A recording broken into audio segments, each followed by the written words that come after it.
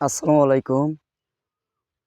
আজকে আমি আপনাদের দেখাবো কিভাবে ভুট্টার আগা কখন কাটতে হয় এবং কোন সময় কাটলে ভুট্টার অধিক ফলন পাওয়া যায়।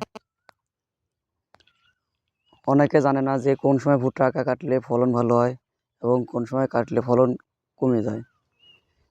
সেটা এখন আপনাদের মাঝে দেখাবো। তখন দেখবেন যে ভুট্টা গাছের খোসা কালার একবারে সাদা হয়ে গেছে এবং মচমচে হয়ে গেছে। তখন বুঝবেন যে ভুট্টা গাছের মাথা কাটা যায় এবং ভুট্টা গাছের মাথায় যে একটা ঝুল থাকে, ঝুলটা একবারে নিচে ঝুলে পড়ে।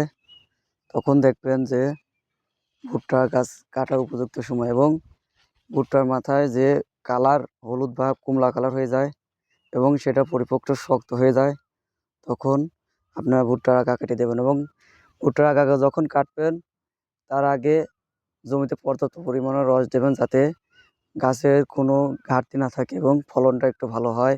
রস থাকলে ভুট্টা যখন মোচাটা ওই সময় রস শোষণ করে ভুট্টার এবং ফলন ভালো হবে।